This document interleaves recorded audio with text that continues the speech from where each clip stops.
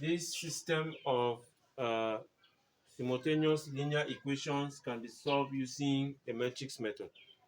We want to apply the matrix method. The matrix method says we should produce the coefficient matrix. That means the matrix made up of the coefficients on the left hand side, the expressions on the left hand side. So here we'll have 2, and then here we'll have -5, here we'll have 1, here we'll have -4. That is the coefficient matrix multiplied to the variable, the matrix of variables. The order is x, y. We don't come and change the order. We started with x and then followed by y. So we still follow the same order. If it were y here followed by x, then we will write y up followed by x. So that order must be respected. Then now we have the matrix of the constants on the right hand side. We have 17 and then we have 10. So this system transformed into matrix form will be written in such a manner. The first matrix is the matrix of the coefficients, and then followed by the matrix of the variables, and then we'll have the matrix of the constants on the right hand side to solve for x and y. So we will apply the method where if we call the coefficient matrix A and the variable matrix capital X and the constants matrix C, solving for x, which simply means we multiply both sides by the inverse of the matrix A. So if we pre-multiply both sides by the inverse of the matrix A, remember the inverse multiplied to a matrix is simply the identity matrix, all right? Then we obtain this equation, and identity multiplied by any matrix will just simply give us the matrix. And so the solution will be given by this expression. This is what we're going to use to solve for x and y. All right, let's go ahead. Our A is a coefficient matrix, which is 2, -5, 1, -4. So let's get the determinant. The determinant of A will be product of the elements in the leading diagonal minus product of elements in the alternate diagonal. So we're going to get -8 minus 5. That gives us -8 plus 5, which is -3.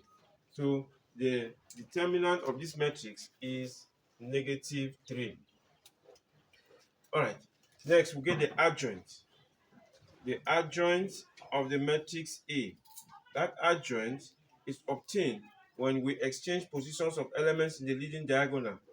The element down goes up, that up comes down. So we're going to have -4 here, then we'll have 2, and then we'll multiply the elements of the alternate diagonal with negative sign.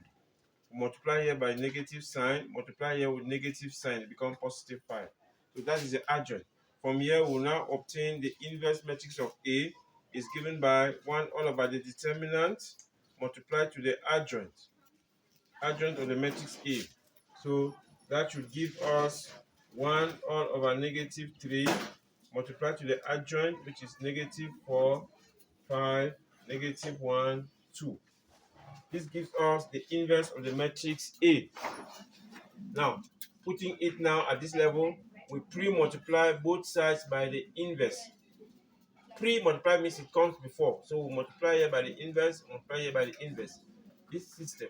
So we're going to have -1 all over 3 into -4, 5, -1, 2, multiply to 2, 1, -5, -4, x, y. We pre-multiply this one also by that inverse, -1 all over 3, -4, 5, -1, 2, 17, 10. Now we all know that the inverse of a matrix multiplied by the same matrix gives us the identity matrix, as we found here. It gives us the identity. All right, the identity matrix is the 2 by 2 identity matrix here is 1, 0, 0, 1. So we now have this product, -1/3 into this matrix.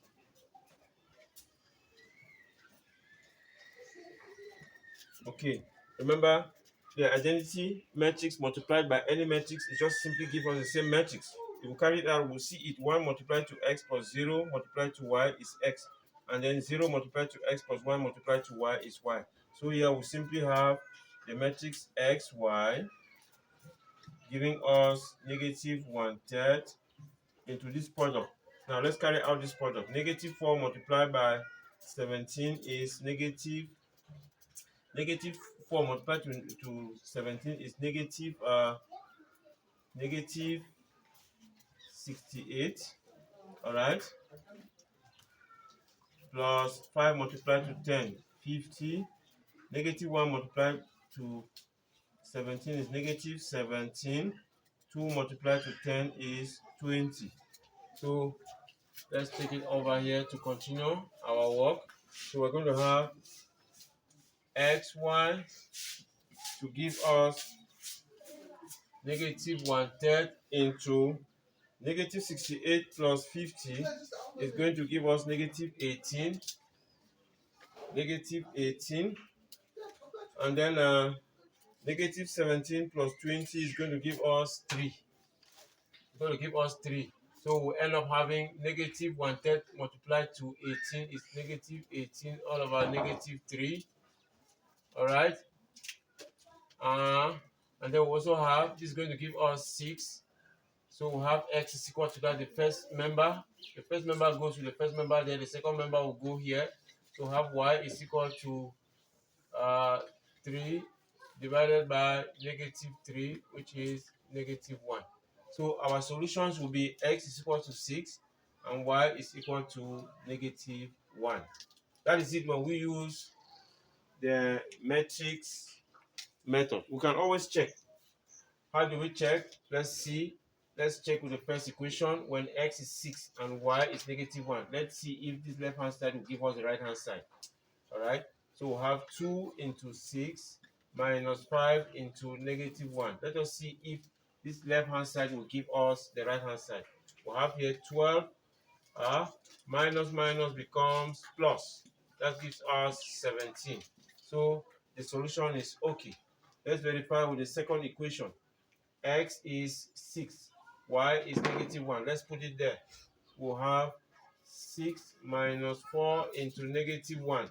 Let us see if the result will be 10. We'll have 6 minus become plus. So this is us 10.